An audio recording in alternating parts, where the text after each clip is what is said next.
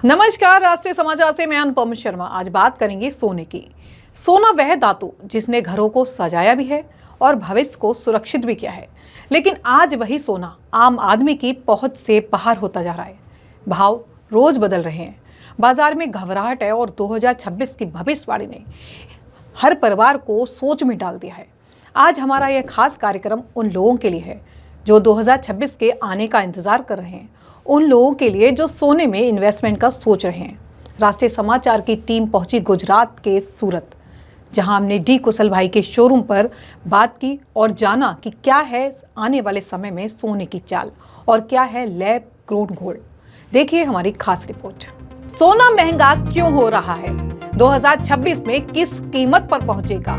विश्व अर्थव्यवस्था में अस्थिरता, रूस यूरोप संघर्ष, चीन अमेरिका ट्रेड वॉर और मध्य पूर्व में बढ़ता तनाव।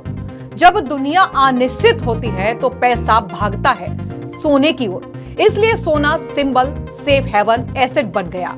लेकिन यहाँ खेल सिर्फ भू राजनीति का नहीं है। बड़ी बैंकों, कॉरपोरेशन की निवेश रणनीतियों सोने के भाव तय कर रही हैं। उत्पादन कम, मांग ज्यादा और रिजर्व बैंक भी खरीद रहा है भारतीयों का सोना। भारतीय रिजर्व बैंक आरबीआई लगातार सोना खरीद रहा है और अपने स्वर्ण भंडार को बढ़ा रहा है, क्योंकि वैश्विक भू राजनीतिक तनाव और अमेरिकी डॉलर के मुकाबले विविधता लाने के लिए यह एक रणनीतिक कदम है। आरबीआई ने हाल ही में कई टन सोना खरीदा है, जिससे देश का कुल स्वर्ण भंडार 880 टन के पार हो गया है और यह खरीदारी 2024-25 के दौरान भी जारी रही। और अगर संघर्ष बढ़ा, यदि अंतर्राष्ट्रीय अर्थव्यवस्था और डगमगाई, तो यह आंकड़ा 1.85 लाख तक पहुंच सकता है। यानी सवाल सीधा है, आने वाले 2 सालों में सोने की चमक और बढ़ेगी या आम आदमी के लिए सोना सिर्फ सपना बनकर रह जाएगा? इस देश में सिर्फ गहना नहीं, भरोसा है, संस्कार है, सुरक्षा है सोना। हर इंसान यही सोच रहा है, अभी खरीदे, इंतजार करें या सोने की गाड़ी निकल जाएगी। ज्वेलरी मार्केट इन दिनों ड्यूल वॉर जोन में गुजर रहा है।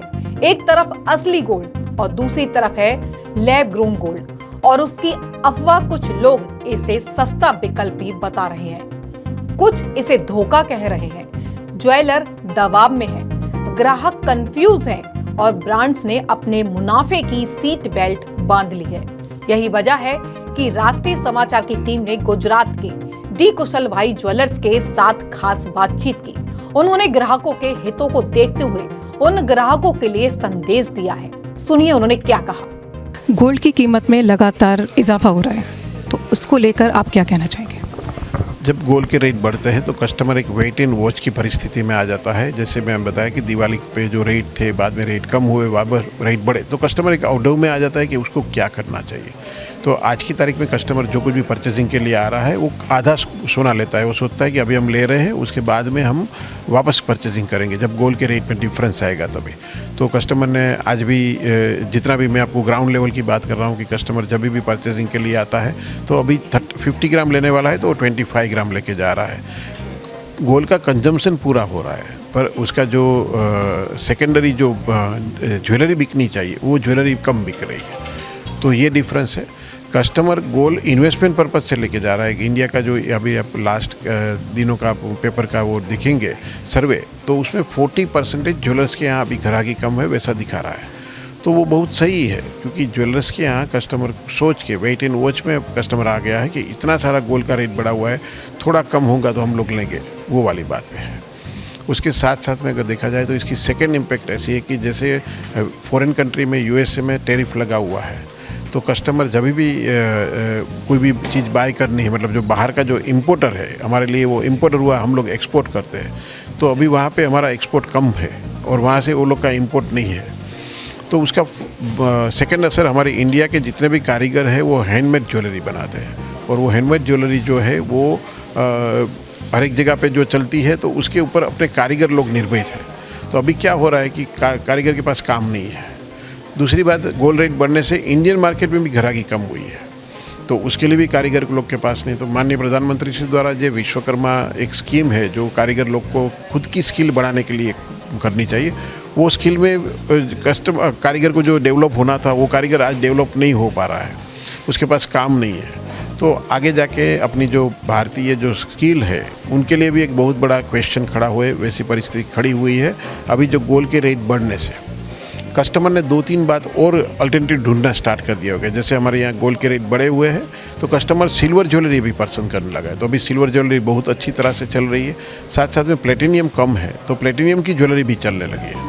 तो गोल्ड जब बढ़ा हुआ है तो उसका अल्टरनेटिव ढूंढा गया है कि गोल्ड को उसमें क्या करें, या कस्टमर मांगेगा कि इसको कम कैरेट में बना के दीजिए। तो सभी जगह पे एक रिवॉल्यूशन जैसा आया हुआ है गोल्ड रेट बढ़ने से, और हम लोग को भी ये उम्मीद थी कि जितना इतने सारे गोल्ड रेट बढ़ रहे हैं तो क्या होगा।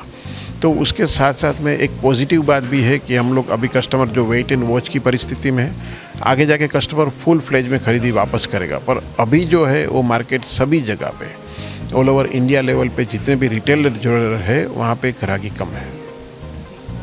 आप इसे एक रेवोल्यूशन की तरह देख रहे हैं जी। इस तरह से अगर हम बात करें लैब ग्रोन की तो उसके बारे में क्या कहना चाहेंगे? देखिए, लैब ग्रोन डायमंड संभव है, लैब ग्रोन गोल्ड के बारे में संभवतः बहुत डायमंड तो है ऑप्शंस में, अभी डायमंड है। लैब ग्रोन डायमंड तो चल रहा है, अभी कस्टमर की डिमांड भी उसकी काफ़ी उसकी ज्वेलरी भी बन रही है, उसकी डिमांड भी बहुत अच्छी है। क्योंकि लैब ग्रोन इतने बड़े डायमंड की कॉस्टिंग कम और लुक सिमिलर मिल जाता है तो कस्टमर उसको प्रीफर करता है। पर लैब ग्रोन गोल्ड का पॉसिबिलिटी बहुत कम है।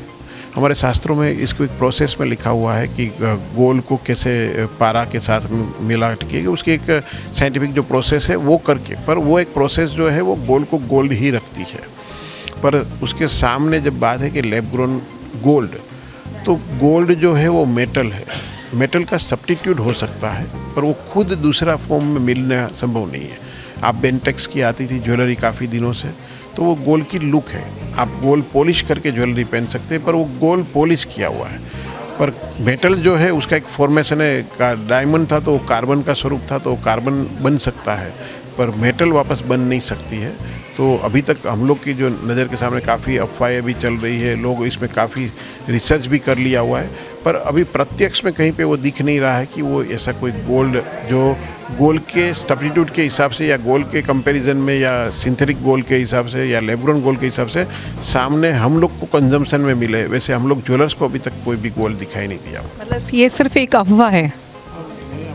बताऊंगा, और जो रिसर्च चल रहा है उसके ऊपर लोगों को लैब ग्रोन आया तो लोगों ने सोचा कि अभी तो को फिर कल लैब कॉपर भी मिलने लगेगा, फिर कल लैब सिल्वर भी मिलने लगेगी, तो वो मेटल है, मेटल का सब्स्टिट्यूट हो सकता है, मेटल खुद दूसरा बना के या कुछ हम बनाएंगे तो बोला जाएगा कि ये गोल्ड बनाया हुआ है, पर ये गोल्ड है वैसा नहीं। डायमंड में तो क्या है कि 100% प्रॉपर्टी जितनी भी है वो डायमंड की प्रॉपर्टी सभी लैब ग्रोन डायमंड में आपको मिल रही है।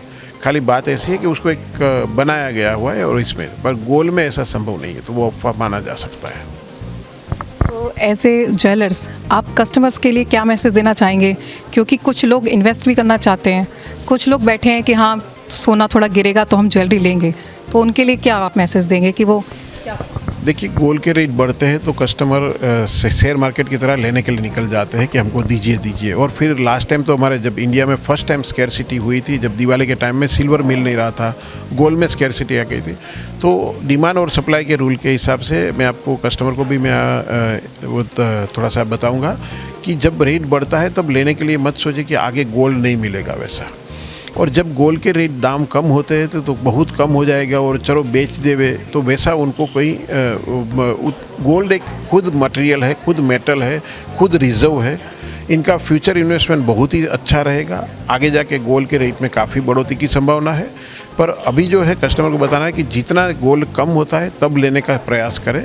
आज के जो रेट है वो हमारी दृष्टि से काफ़ी हाई माने जाएंगे क्योंकि एक साल में डबल हुआ है, तो बढ़ते हुए गोल्ड के रेट में गोल्ड नहीं मिलेगा वैसा समझ के गोल्ड लेने के प्रयास नहीं करना चाहिए। कम होने वाले रेट पे तुरंत में बेच देने की उम्मीद नहीं रखनी चाहिए कि गोल्ड कभी कम नहीं होगा, एक बार दिखाएगा उसको, अभी जो उसकी जो पैटर्न है वो ऐसे ही रहेगी, क्योंकि अभी जो 3-4 महीना जो गोल्ड के जो है उसमें रोज़ बढ़ेगा रोज़ कम होगा, फिर जाके गोल्ड स्टेबल होगा, और जब स्टेबल होगा तब बढ़ोतरी की ओर होगा। हम लोग को डाउन ट्रेंड बहुत कम लग रहा है। 2026 में आने वाले समय में क्या लग रहा है आपको, क्या हो सकता है, मार्केट क्या बोलेगा? ओवरऑल गोल्ड 2026 में भी गोल्ड अभी दिसंबर चल रहा है, अभी 2-3 महीने गोल्ड कंटिन्यूस मूवमेंट करेगा, बढ़ेगा कम होगा, बढ़ेगा कम होगा। तो वो एक शेयर मार्केट जैसा हो गया कि उसमें से जो रियल इन्वेस्टर है वो रुक जाएंगे और बाकी जो है वो निकल जावे, वो हिसाब से उसमें एक प्रयास रहेगा। और उसके बाद में गोल्ड अपसाइड के अंदर फिक्स रहेगा। गोल्ड और सिल्वर में आगे जाके लोगों ने इसको एक रियल इन्वेस्टमेंट के हिसाब से मान लिया हुआ है। तो गोल्ड और सिल्वर जब भी रहेगा तब अप रेंज में अभी रहेगा, ऐसा लग रहा है। आने वाले 2 सालों में सोने के बाजार के लिए निर्णायक होंगे। तो आज यह साफ हो गया कि सोने का खेल सिर्फ बाजार का खेल नहीं, भविष्य का खेल है। सोने की कीमतों में उतार चढ़ाव आते रहेंगे, लेकिन एक चीज नहीं बदलेगी, वो है भारतीयों का सोने पर भरोसा। ब्यूरो रिपोर्ट, राष्ट्रीय समाचार। सोने की कीमतों में उतार चढ़ाव आते रहेंगे, लेकिन एक चीज नहीं बदलेगी, वो है भारतीयों का सोने पर भरोसा। फिर भी सवाल वही है, क्या बाजार ग्राहक के लिए है या ग्राहक बाजार के लिए? 2026 में सोना किस रेट पर पहुंचेगा, इसका जवाब समय देगा, लेकिन सच्चाई पर रोशनी डालना यह वादा हमारा है। हम आगे इसी तरह की अपडेट देते रहेंगे। इस तरह के अपडेट के लिए बने रहें हमारे साथ, यानी राष्ट्रीय समाचार के साथ।